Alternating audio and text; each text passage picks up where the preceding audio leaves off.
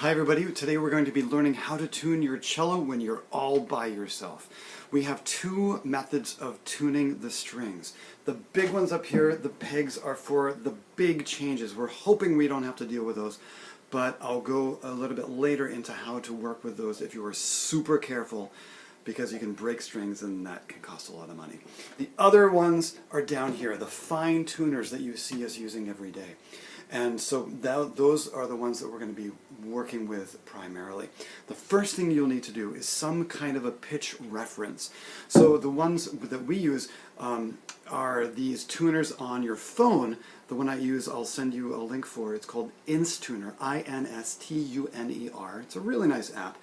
It can do two things. It can generate a tone, like your A, your D, your G, and your C, to give you a reference point. And it can also tell you whether the string is in tune or not. It can like give you a little green saying you got it, or it can tell you that you're a little sharp or you're a little flat.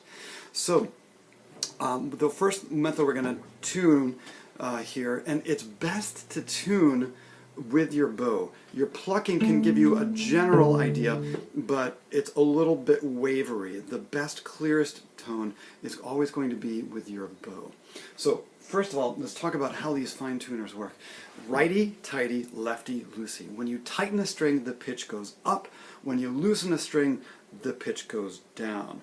So when you're using your right hand and you push your thumb away from you, that is going to tighten the string and it's going to make the pitch go up.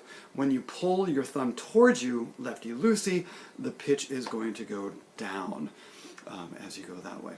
So I'll show you here. So I'm going to make it flatter, so I'm going to pull my thumb towards me and you can hear the pitch go down. So now when I use the app, it's going to tell me, ooh, tune up. The little numbers by the letters indicate the number of octave that you're playing. So for instance, our A string is called A3. A violin's A string is actually A4. And every time you go up an octave, it adds a number, 5, 6, 7, 8, etc. like that. Bass's, your A string is actually, I believe, an A1, perhaps. So in order to bring this back up, I'm going to tighten it and keep plucking. And this is where having three hands is really helpful, especially if you have a bow, because with the bow, you have to switch. You can kind of reach across. I'm almost there. There we go. And I can do that for the other strings as well. So that's the easiest way to go. Now, what I always do before I start tuning this is pluck all the strings, and by now you should know what those four strings sound like in general. I've had many instances where you pluck a string, that doesn't sound right, and then you fix that one only to realize that one of the other strings is incredibly out of tune. So it's best if all strings are close to start with the A and work downwards like that. But always check all four of them, and if one of them sounds really out of tune, work with that one first. Okay, so that's the first thing that you're going to do. Always check with your bow to make sure that you are in tune that way. So the next thing to talk about are the pegs. So this is, again, very dangerous because you can easily break a string. The first rule is always loosen the peg, no matter how loose you think it might be. So that's the first thing you do. So let's say my G string is loose here, so I'm gonna loosen it first. What that does is it gets the string to move along the little nut right here. What happens is that if you start tightening it right away, if this isn't moving, it's only tightening from here to the peg, and that puts a ton of pressure on it, and that's what snaps the strings as you go. So now that you've loosened the string, you're going to do three things. Because the peg is conically shaped, it's shaped like a cone, this part here is going to be thicker than this part here on the other side. So you're going to have to push in order for it to stay. And that's the tricky bit. And this is where having grown-up arms doing this can be really, really helpful. I find it easiest if you turn the cello towards you this way. You're going to do three things at once. You're going to be plucking the string, and again, it's helpful to have the pitch generator here so that you can hear what the pitch. So here's my G string that I'm shooting for. As we go, and you can make sure that you can have it a little higher. You can have it on any octave, and it should still work. Three things. You're going to be plucking to make sure you don't go too far.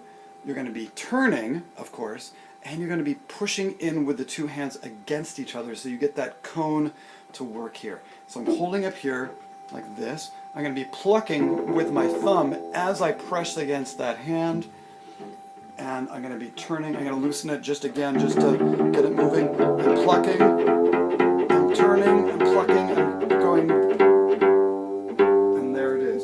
So I got it really pretty close, as you can hear, and the rest I can do then from the fine tuners down here. And that sounds good. Okay, now I'll do the D string so you can see it from this side as well. So once again, I'm going to loosen this peg first. As you can hear, it's now loose, and now I'll go to my D.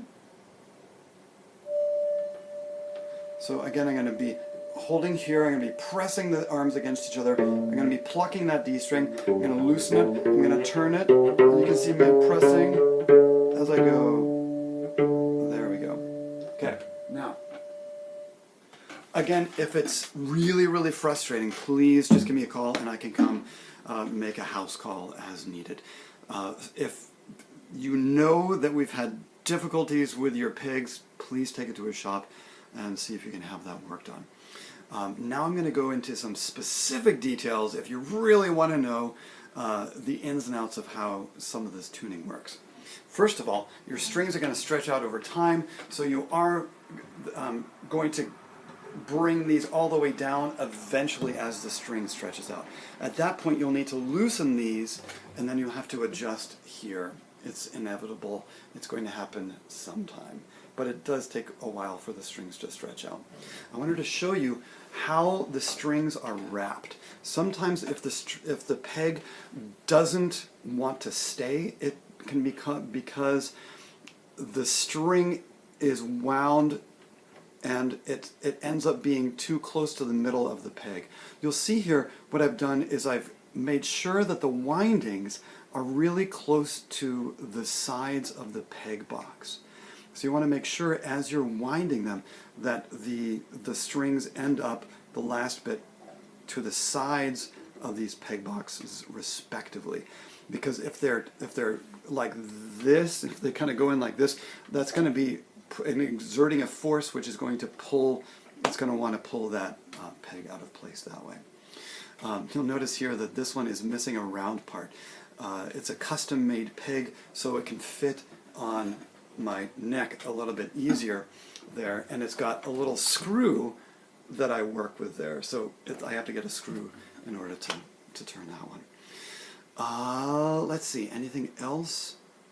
Watch out as it is possible to loosen these too far and then they won't have any effect, so you'll see when it doesn't have any effect. And I think that's about it for now. So please give me a call, again, if you have any questions. Okay, bye-bye.